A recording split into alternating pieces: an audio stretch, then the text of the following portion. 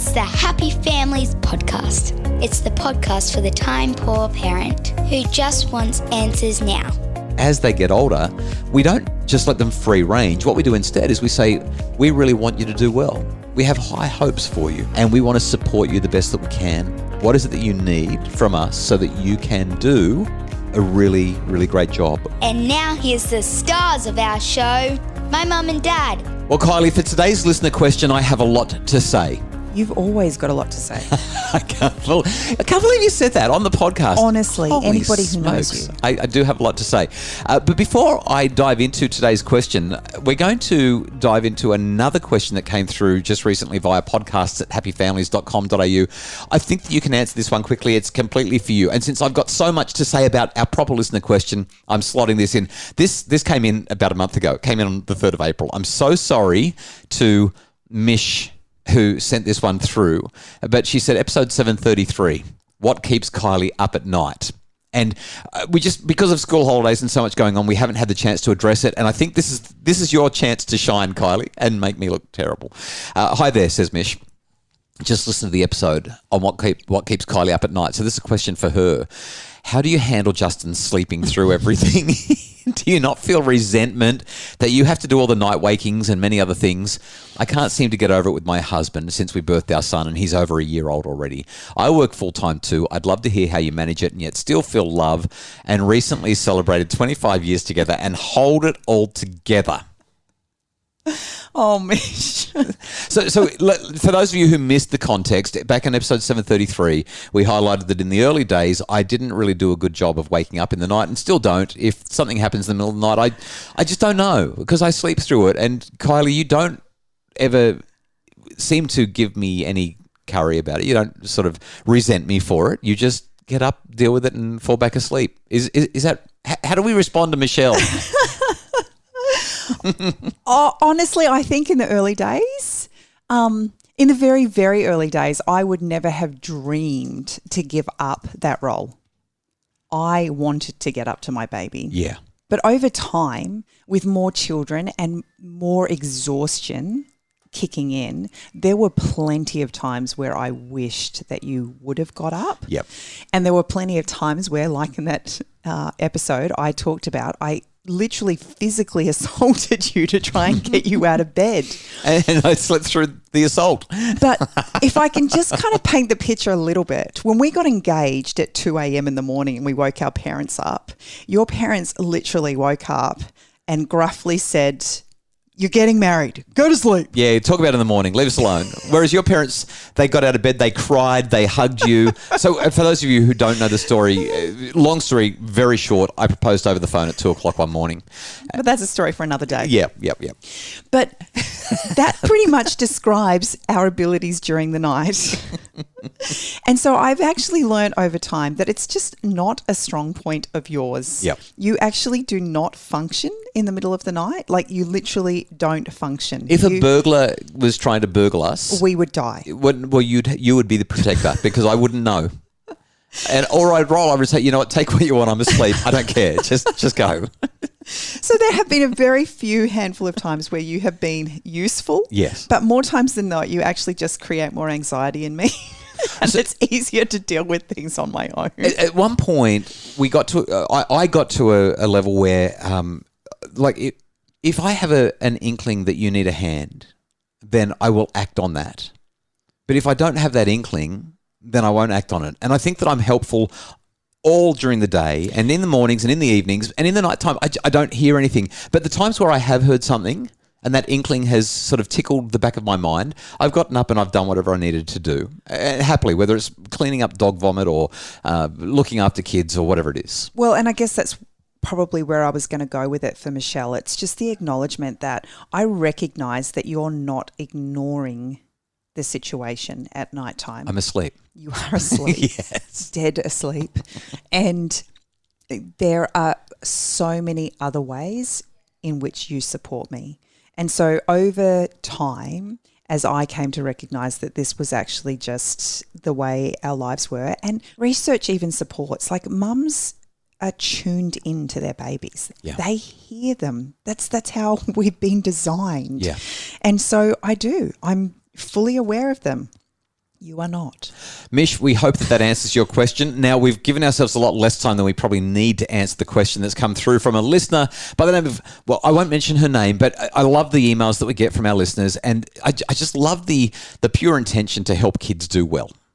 This one, though, has got me... Well, like I said, I've got a lot to say about it. So I'm going to read this for you. It says, Dear Justin and Kylie, I'm a long-time listener of the podcast. Read all your books. Your Friday I'll Do Better Tomorrow is not to miss for me, no matter how busy I am, as it always reminds me to do my own self-reflection. I have a question for you. How do we set an expectation for our kids for schoolwork when they're not very motivated or self-driven? I'm always highly motivated to do my best, and it's hard not to put any expectation on our kids to achieve, or at least to try their best. My 12-year-old daughter keeps saying that she's not mini me, which I get. But it's hard to let go of that expectation, especially because I know that they're really smart kids, and if they put in the effort, it'll go a long way in their lives. I'll give you an example. My daughter was doing an APLAN test, and I know that she could do better, but she just focused on completing it rather than perfecting it. So the result was not good, and I was disappointed. I didn't say much, but she sensed my disappointment and got upset. Should I let go and not put any pressure on them? How should I handle this, as I know both kids are gifted and they can achieve whatever they want if they're interested and put some effort? All I want for them is to try their best, and I'm happy with whatever result they get. I'm not focusing on the result but on their effort, but I'm not seeing that they're putting their 100% in.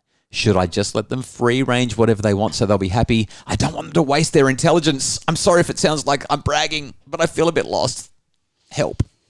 Okay, so I've got a few things to say too. I love this email. This is a mum who just wants her kids to succeed, and they've got the potential, and it's not being tapped into. Probably every single parent would be capable of writing that email at some point in their child's life. Totally.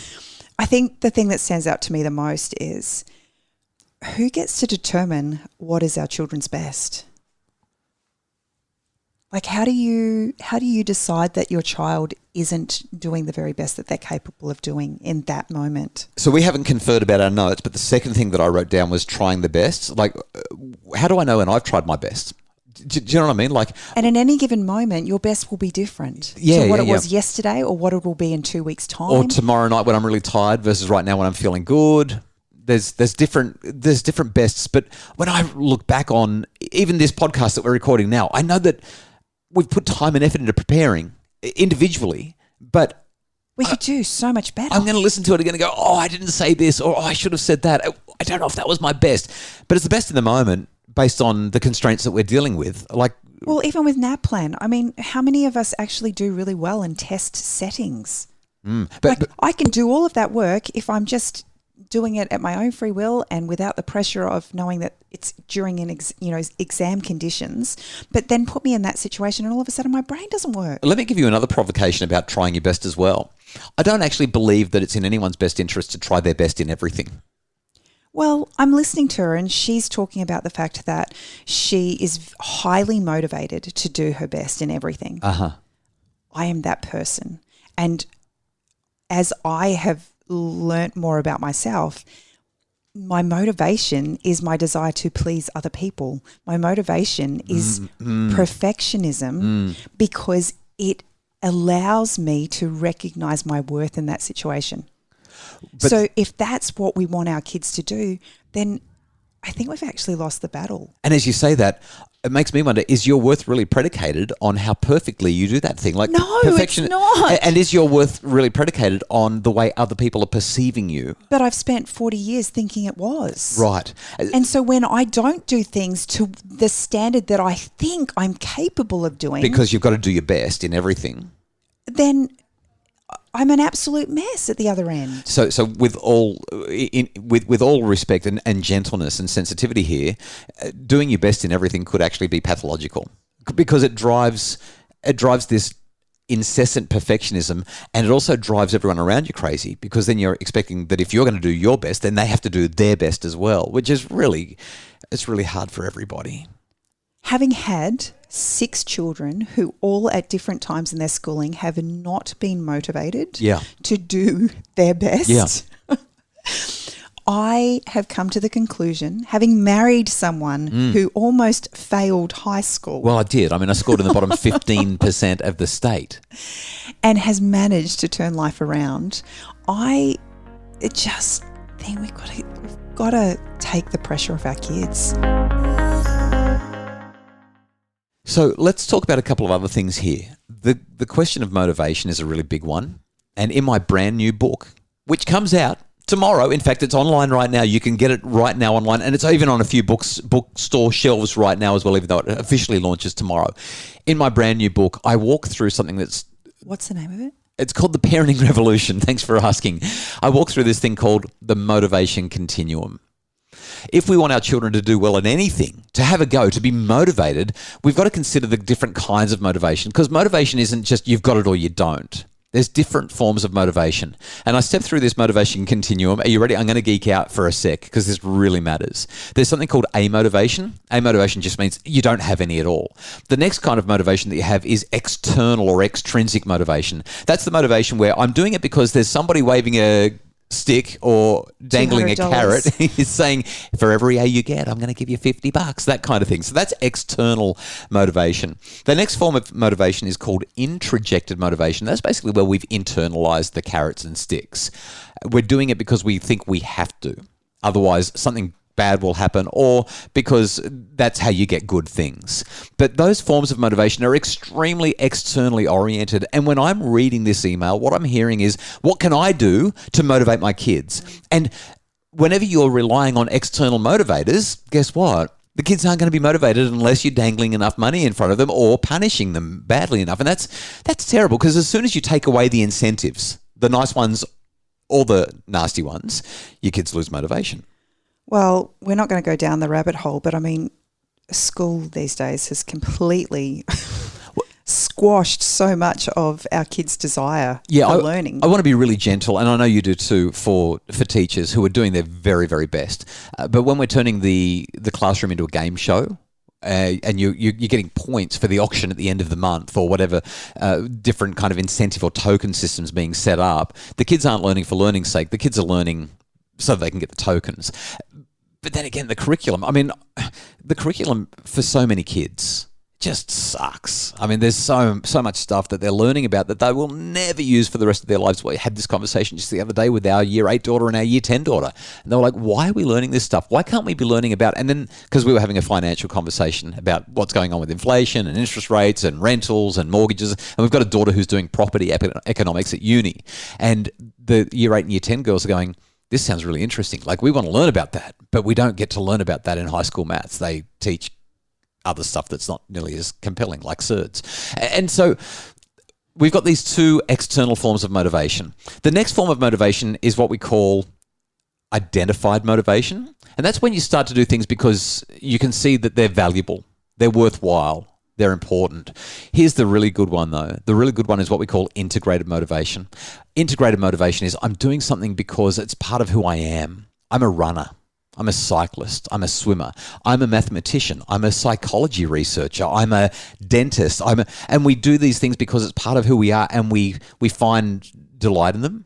And then the ultimate form of motivation is called intrinsic motivation. That intrinsic motivation is where you do something just for the joy of it. Like I pick up books and read them for the joy of reading. You ride up mountains for the joy I ride up mountains for the joy of it. I go surfing for the joy of it.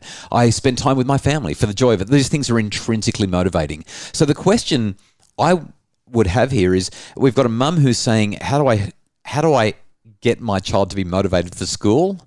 And the reality is we create an environment that is motivating. That is, that it satisfies the basic needs that children have to thrive. And I hate to say it, but school mostly doesn't do that. And I say that, again, with all the kindness and respect and gentleness for teachers who are doing their best. But we have a system. It's a system that is outside of many teachers. There are some teachers who work within the system to do it, but it takes so much effort and an awareness of what you're doing to be able to create that. And so my child not being motivated, it's like, okay, well, what's going on with relationships at school? What are they doing that actually lights them up at school? And to what extent do they have any choice in what they're doing? Because those are the three basic psychological needs that feed that motivation. If you've got a child who's not feeling like relationships are great, or just doesn't really care for the material, or doesn't have any choice, then of course they're not going to be motivated. The motivation, or at least they're not going to have the kind of motivation that leads to the kind of results that this mum wants in particular. The thing that has stood out to me the most as I've watched our 6 children go through schooling is when their grades aren't great. 9 times out of 10, it has more to do about their friendships. Yes, yeah. They don't feel like they belong. They don't have that unity and that structure that keeps them feeling safe and secure in their learning environment, and everything else flows from that. Let's move on to a last couple of points as we start to wrap up this conversation. What I've noticed in this email is that mum is kind of swinging from an all position to a nothing position. Yeah. Okay, so do I keep on going hard at the kids and telling them that they've got to perfect this and they've got to try their best and they've got to work hard, or do I just let them free range and be happy with whatever result you get? And so we're kind of the pendulum swinging from this end to the other end and then back again as this mum tries to work out the balance. I want to wrap up the podcast by sharing what we do with our kids. And not every parent not every parent's going to find this perfect for them, and every family's different, every child's different, everyone's motivation is different. But I feel like sharing our approach to schooling with our kids with you may be helpful here. So during the education process, especially in primary school, we have a completely, let's just make sure the kids are enjoying themselves as much as possible approach. It doesn't always work. Sometimes the kids are struggling in different ways, but we bend over backwards to just make sure the kids have got good relationships. They have some choice in which school they're going to the extent that we can allow them that. And we really just encourage them to figure stuff out, develop their competence and feel like they're in control of things. Once they hit high school, we let them know that we want to talk to them about where they're trying to go with the rest of their life, obviously recognizing that they can change their mind at any point because it's way too early to be having this conversation. But there is zero pressure. In year 10, we say to the kids, okay, 1 more year until the big 2 years that probably matter the most in your high school experience. So we want you to start to really understand what works and what doesn't in terms of study and get the work done. So it's not until year 10 that we start to, I guess, chat with our kids seriously about what school is all about. In year 11, though, that's when we sit down with our kids and we say to them, you're in your final 2 years. These 2 years, the 2 years that determine your ATAR and give you optionality for what happens after high school. Our approach is essentially at that point to say to our kids, we are not going to tell you what to do. We are not going to hassle you to study. We're not going to make any demands of you. All we're going to do is ask you what it is that you want right now, what you want over the next 2 years, and how we can support you best. And I think that's kind of about it, isn't it? I think the key thing that we focus on when our kids come home and tell us the results of their various assignments and exams is there's no evaluation on our end. Right. The conversation is, how do you feel about it? Do you feel like you did a good job? Yeah, how did it feel to get the A+? How did it feel to get the C-? And we let them tell us, and we say... They do the evaluation, they talk about it, and as a result, it leads into a conversation about what they could do next time, or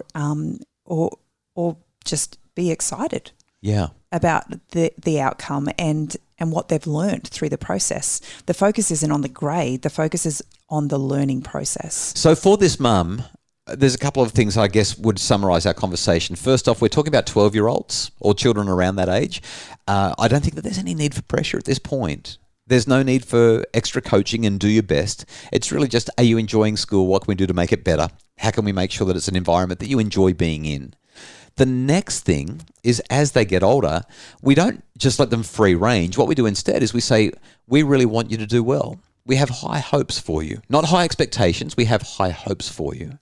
And we want to support you the best that we can. What is it that you need from us so that you can do a really, really great job? Where do you want to go? What's important to you? See, for my parents, they were forcing me to go to high school and do my best.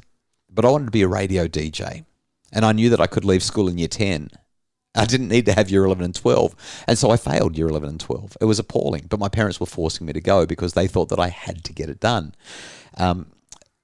Had they listened to me or had different conversations with me, I think that the outcome might have been quite different. But it just turned into big fights about how much they were paying for school fees and how much I was ungrateful and didn't appreciate what a good education was. And that ultimately led to resentment and frustration and challenge. So for this mum, take the pressure off by having autonomy supportive conversations where you say, I really want you to do well. I have great hopes for you. You have tremendous potential. What do you want? How can I support you to get there? That, I think, is going to be a far more effective way forward. We hope that's been a fun conversation. Oh, don't forget, grab my new book, The Parenting Revolution. It's available wherever you want to buy books. You can find it everywhere. The Parenting Revolution is out now, and the Happy Families podcast is produced by Justin Rowan from Bridge Media. Craig Bruce is our executive producer.